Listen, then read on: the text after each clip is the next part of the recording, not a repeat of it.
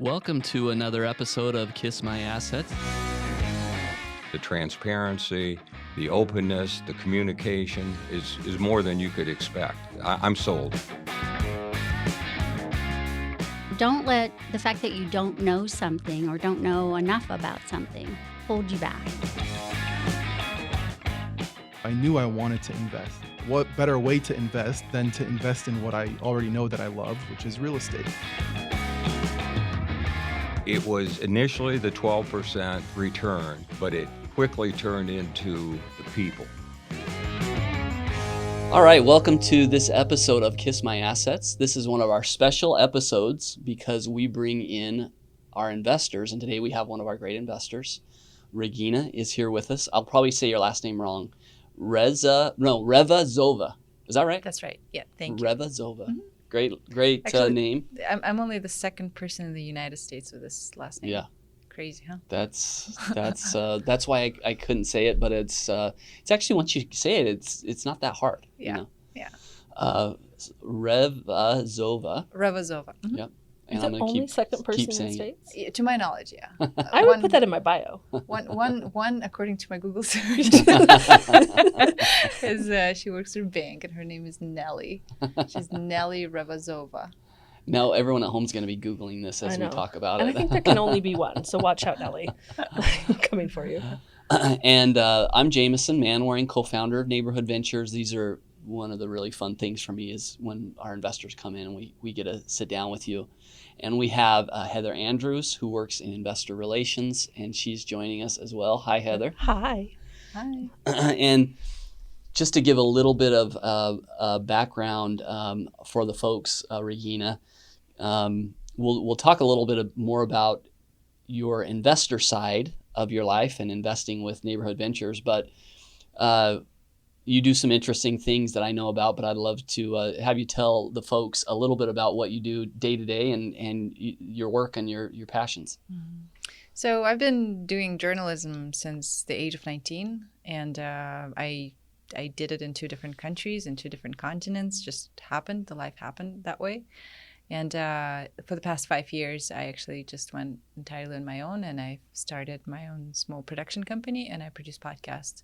I've been working with clients for the past 5 years, but the idea behind going independent was to produce content that I feel and I would like to produce, which means, at some point I was hoping to get to the place where I could minimize the work for clients and finally focus on original content. And I think this is the year where I'm actually doing it. And it's a little bit terrifying, but Wow. I'm in it. Yeah.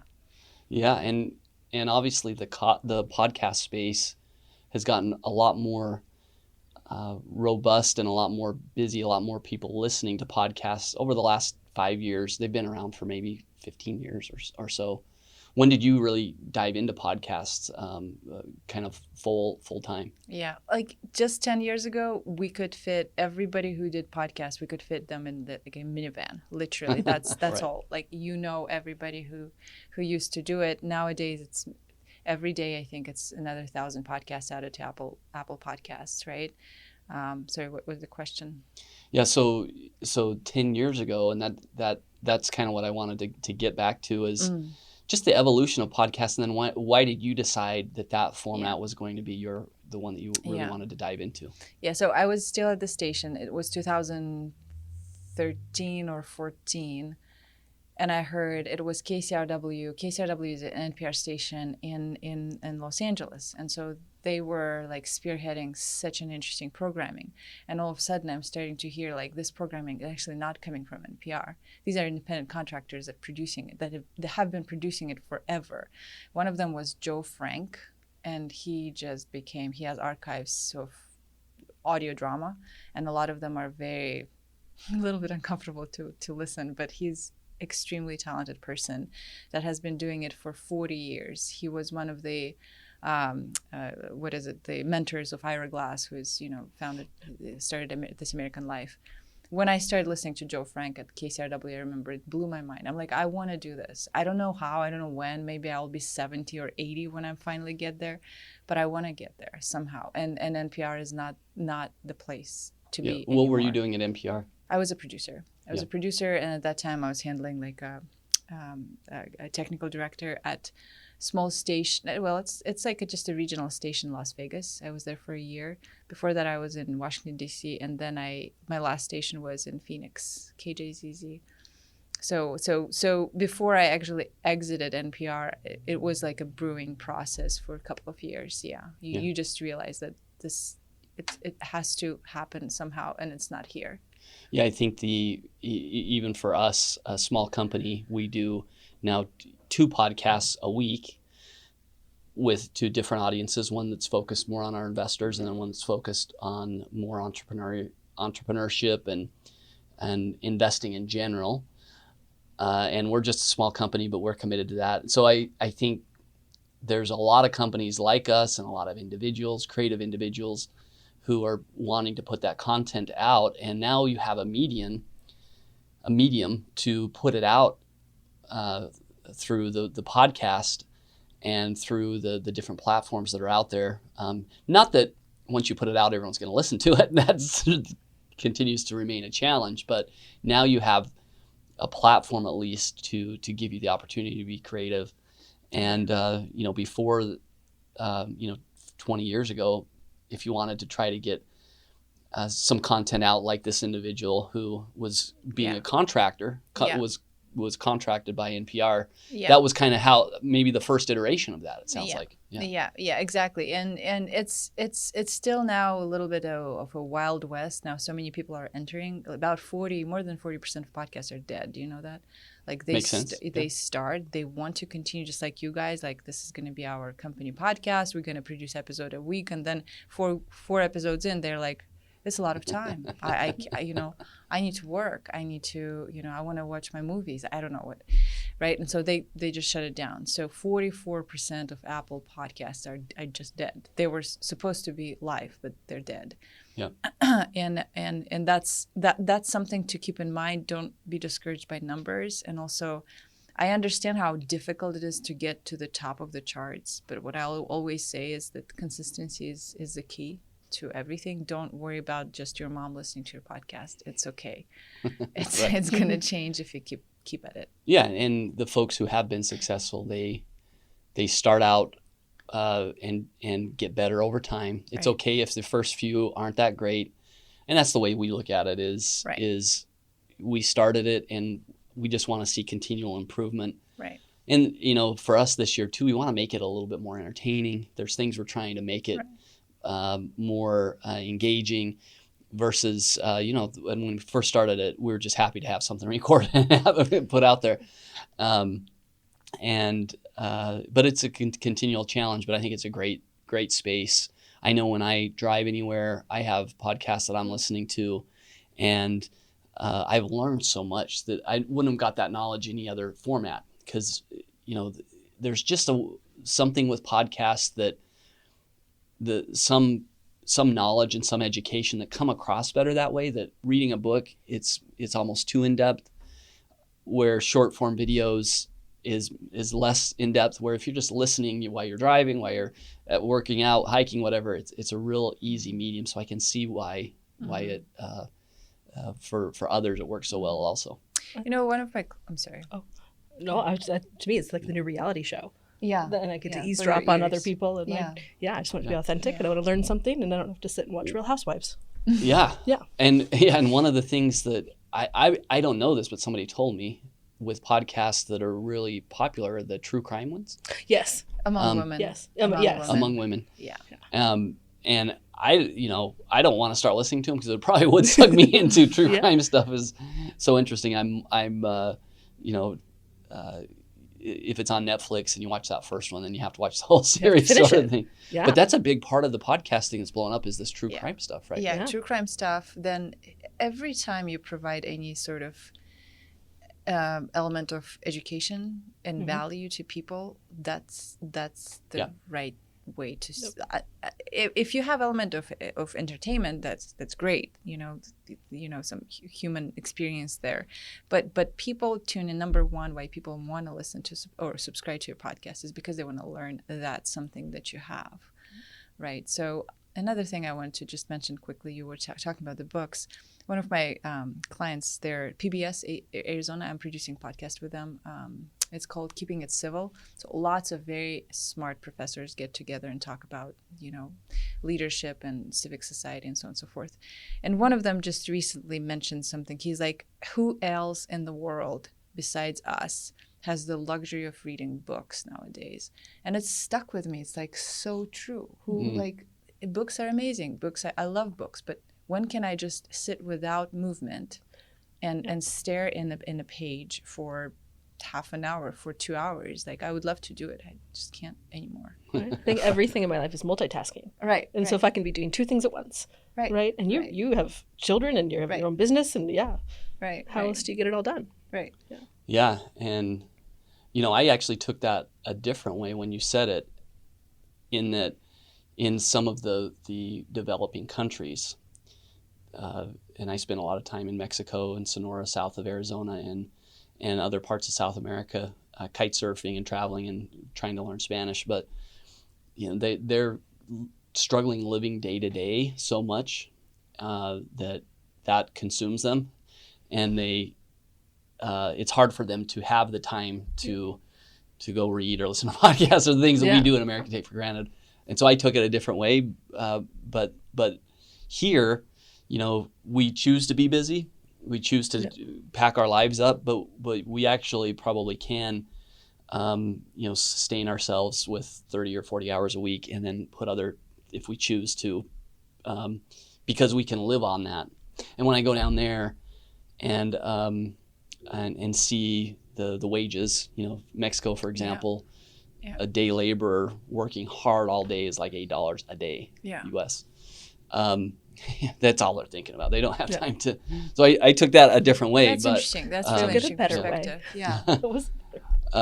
Because I heard an interesting thing, and this was probably on a podcast, that as automation increases, and if we kind of fast forward 20, 30 years, there might be a time where all of us only need to work 20 hours a day. A week. Not day. 20 hours a week. It's still very high level work because we're managing things, and it's very important to have humans involved in that, but we can sustain ourselves and our lifestyle at 20 hours a week. And then the next question for Americans, at least, is what are you going to do now with all your time? Because Americans are so used to filling their time with work, that if you don't have to, maybe you choose to, maybe you do some creative projects that are on the side or whatever, or maybe you learn a language, or maybe you do a podcast, stuff that isn't necessarily revenue generating. The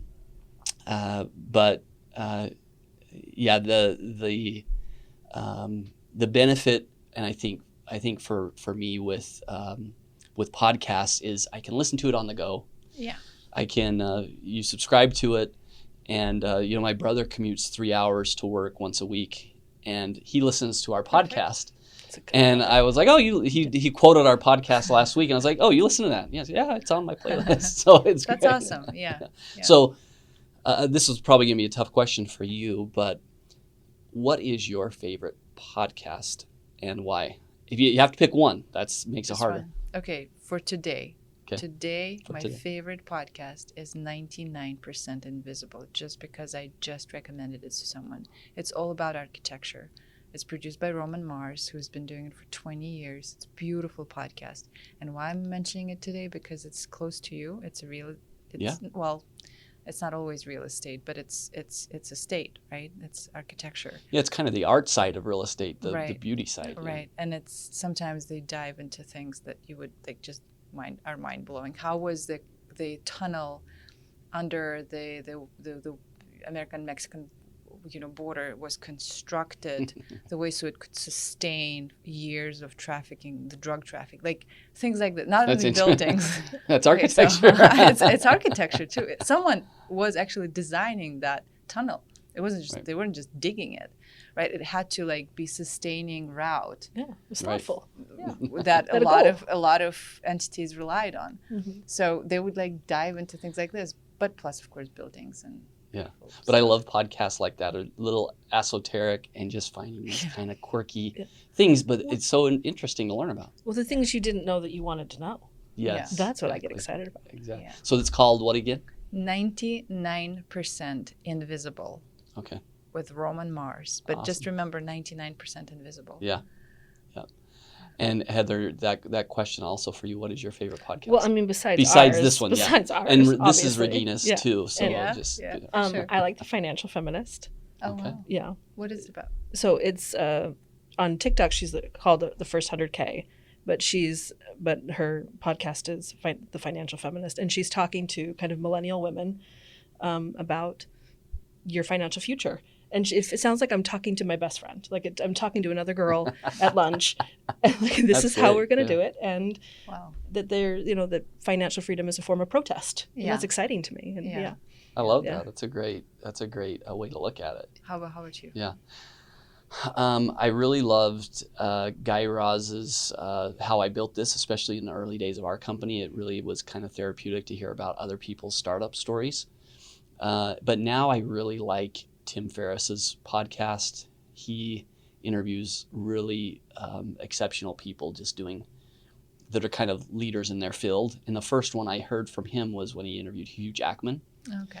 And Hugh Jackman had listened to his podcast for years, and he was so excited to be on Tim's podcast. And I had never even heard of Tim Ferriss. Yeah. But Hugh Jackman is someone who, I mean, that guy's amazing. And he had been listening to this podcast. So that was the first recommendation. And I can't get enough of it. But they're like long form, 2-hour conversations with one person. They go in real depth. A lot of stuff that is stuff you like to learn, but you would never learn on your own. Yeah. But in the conversation, it's kind of easy to digest. That's the one I probably listen to the most right Oh, now. that's awesome. Yeah. Besides this one, this one's. Of course. So it's fun to talk about podcasts, and obviously you're an expert in that space. And we've also had a lot of conversations about investing as we start to develop our careers and we bring capital into our lives. I've heard there's two money problems. One of the most obvious problem with money is not having any or not having enough. The other one is, what do you do with money once you get it? Because that's also a money problem. Yeah. And we all know the story of the people who win the lottery and they win $20 million, and 2 years later they're way more depressed than they were beforehand, and the money's gone. Yep. Right? So how do you manage money, and what do you do with it? And so wanted to talk a little bit about that. How do you see investing?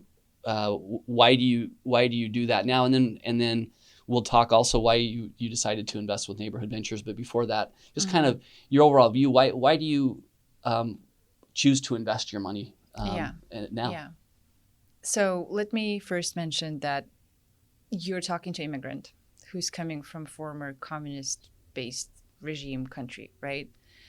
I had to learn about money in my older years, I was in my 20s, because money was not the topic that, culturally people from that part of the world I was born in Soviet Union, right? I was 7 when it collapses, and then post-Soviet era was weird, it's kind of was, and still that perception of, and it took me years to understand that perception of money as something evil.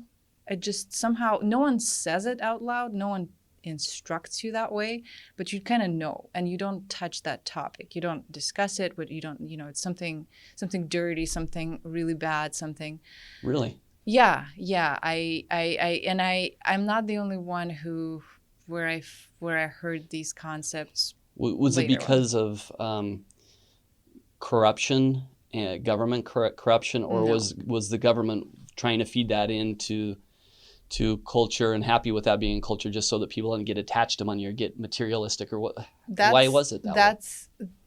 That wasn't the case. The case in communist regimes are just, it's written into the doctrine that you're not supposed to want more than your neighbor. Mm-hmm. It's just not, it's if you do, then you're filthy and you're greedy and you're this and that. So there's a lot of shame around it. There's a lot of shame. It's one of the yeah, manipulation. and we can Is talk that about hard it to for let 5 go hours. of? Do you still have to? So let me work? tell you what happened to me personally. People I talk to people from China or from other countries that were under communist rule. Everybody has a different story, but there's some uniting features. But now I will talk more for myself. As you show up here, I immigrated when I was 24. You're like blank sheet of paper. You have no credit history. You have nothing. You have you were kind of born out of nowhere at 24. You're a 24-year-old baby. Yeah, you're on the paper. Yeah, you have nothing. People want to investigate you. They cannot because there are oftentimes no records in foreign countries the way they are kept here or they're reliable here, right? So you start kind of doing all these things where you start learning about the system. Okay, and one thing that was obvious to me, became very obvious to me through the years, is that people here dealt with businesses, with money, and with a lot of things that we've never had to deal with. We just started to be exposed to that, and now I find myself in a society where it's much more complex, and there's like a societal level of society and its structures. It's mind blowing how many levels of, let's say, wealth this country has. It from the perspective of someone who's coming here from poorer country, it's just like, oh my God, it's all of a sudden you're on the moon. You cannot comprehend it right away. But I worked and I did my education here, and then I kept working. For many years, investing was off the option for me. Like I became one of the Americans that lives paycheck to paycheck, which right? which makes sense. I mean, what 40% Americans live like this, or I think it's more. I think than it's that, 65. right? Yeah. Yeah. So investment is not it's not your problem. No. You don't even think about it. But what I started about, maybe when I started my company, when I started asking myself first of all, when you start your business, and I don't have business background, I would go to people that run different businesses, whatever they're selling, socks, bananas, I didn't care. I was like, how do you do that? Tell me how do you do that? And I'm interested in the banana and sock Yeah.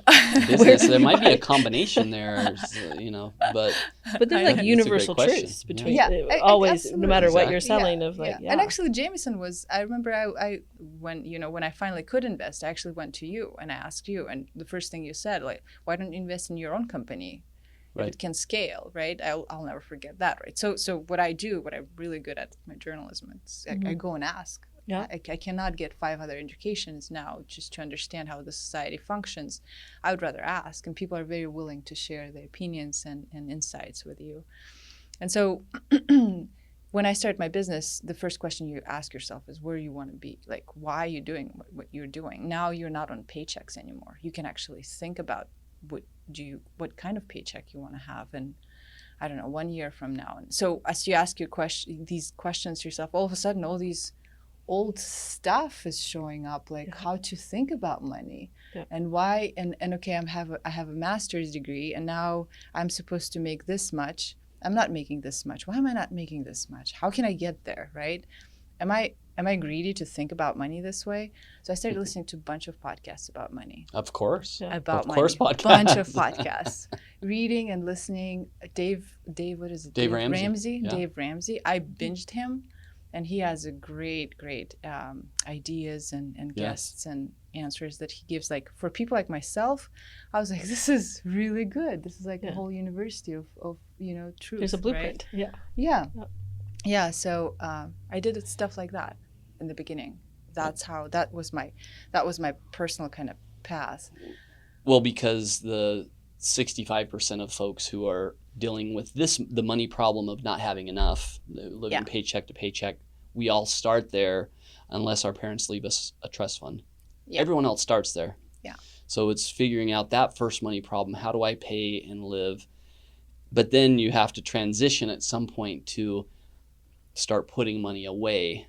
Yeah. And that's actually a hard part too, because a lot of people, they let their lifestyle just creep up with what they bring in. Yeah. And so there's there's no capital left to invest. Everything's just being consumed. Mm-hmm.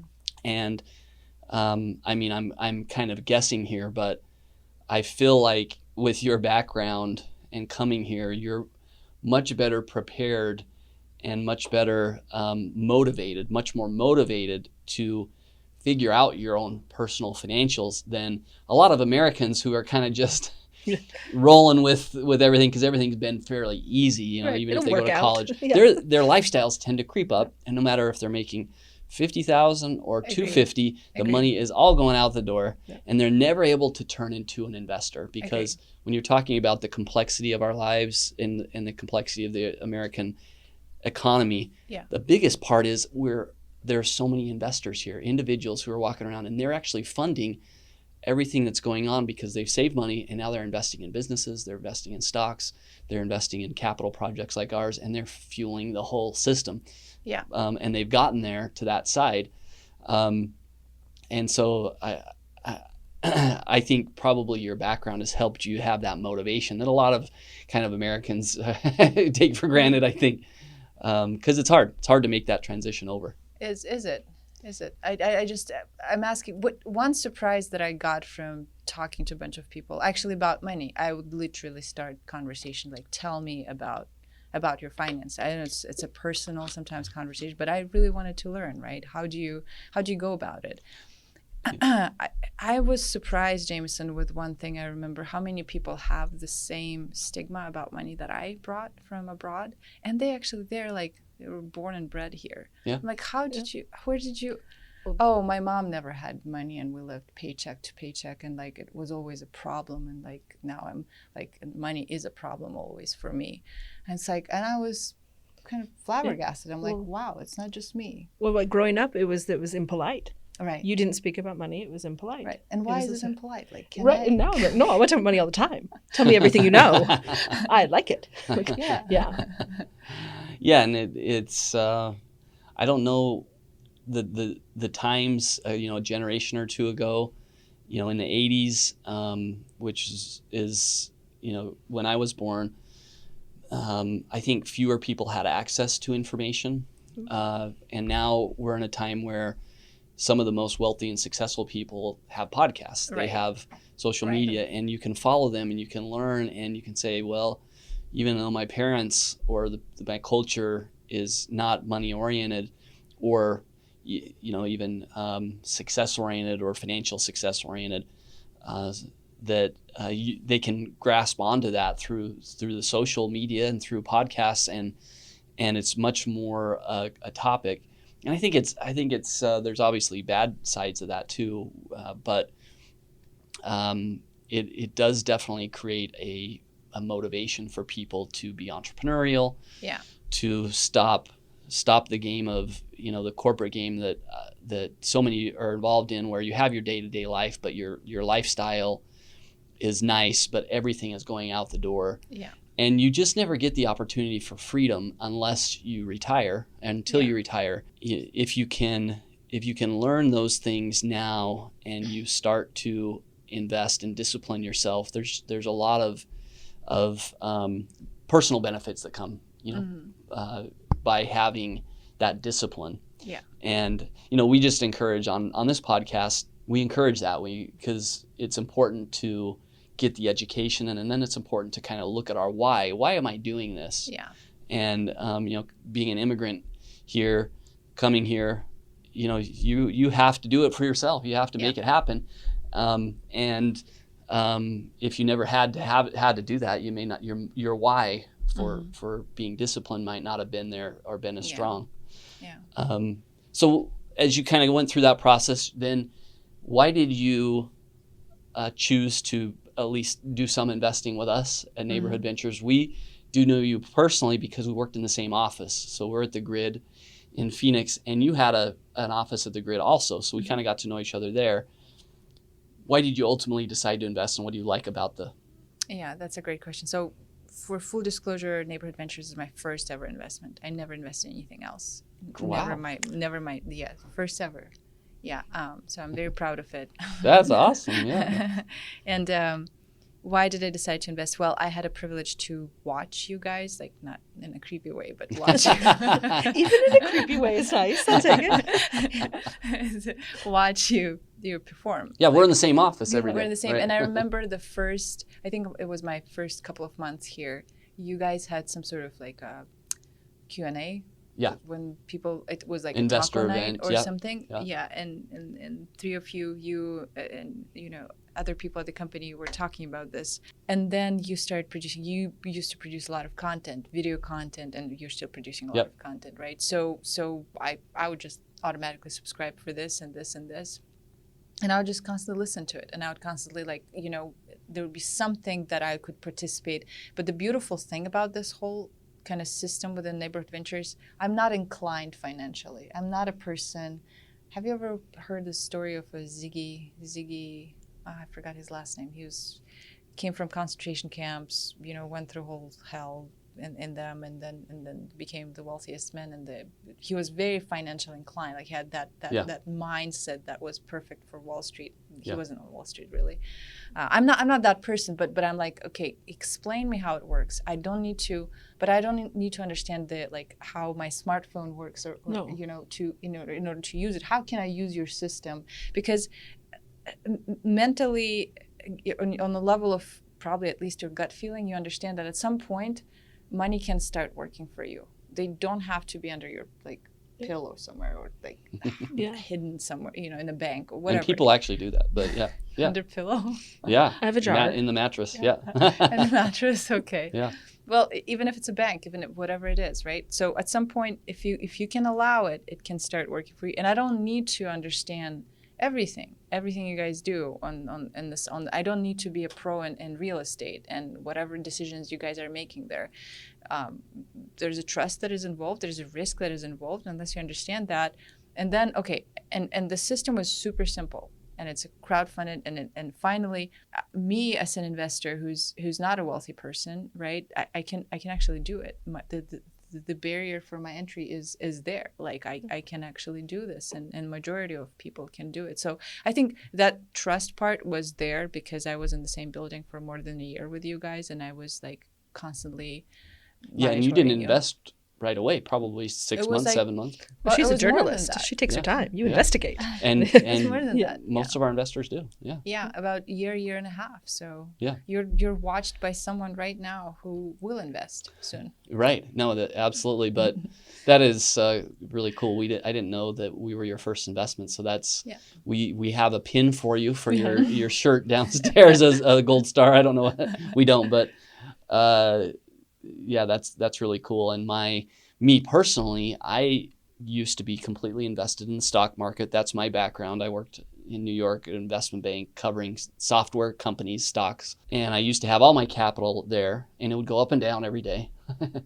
And I did a real estate project, and I loved it. And slowly I got rid of my Wall Street capital, and I invested completely in commercial real estate. It's my favorite asset. So I actually knew it from the last investor talk. I was listening to it. Oh, yeah. yeah. You see how tentatively I watch it? You don't even know. And I was kind of hesitant to even mention that at the time. And now that I said it, I'm happy to say it more because and it's not that everyone should do that, but I understand it. So to your point, that's the beauty of working with a partner like us is we do the nitty gritty. We get in the weeds. Trust me, you don't want to deal with some of the things we have to deal with as property managers when there's, tenants that do crazy things and all the things we just deal with. Yeah. But you are a partner in this asset it's a great performing asset. It generates regular cash flow and it goes up in value and we benefit from it. The most important thing with any investing is capital preservation. We don't want to lose our money. Mm-hmm. We work hard for that money. We want to put it in things that we understand. Mm-hmm. So we love that folks like you who jump into it, do your research, you can partner with us and let us do the heavy lifting. So I love to hear that.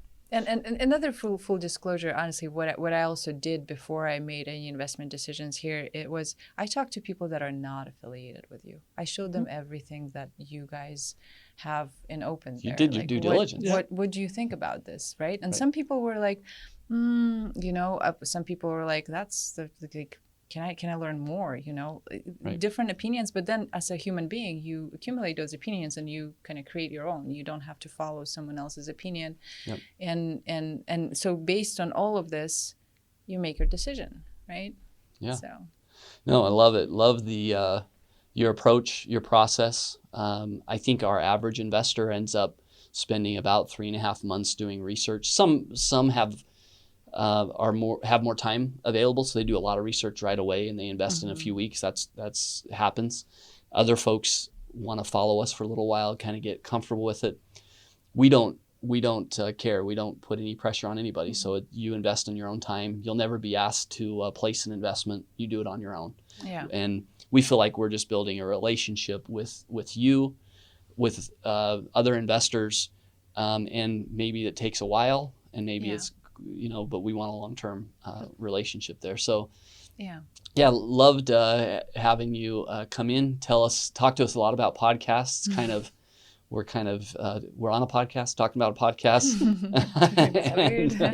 with the podcast person. So it's podcast. And love your story about coming here and learning more about that and investing with us. So thank you for joining us. You're very welcome, Jamison. Thank you for having me. And the last word that I want to mention is that I would love to see more teachers and nurses investing as well. You really don't have to be in the field to do this, for sure. Yep. Yeah, love that.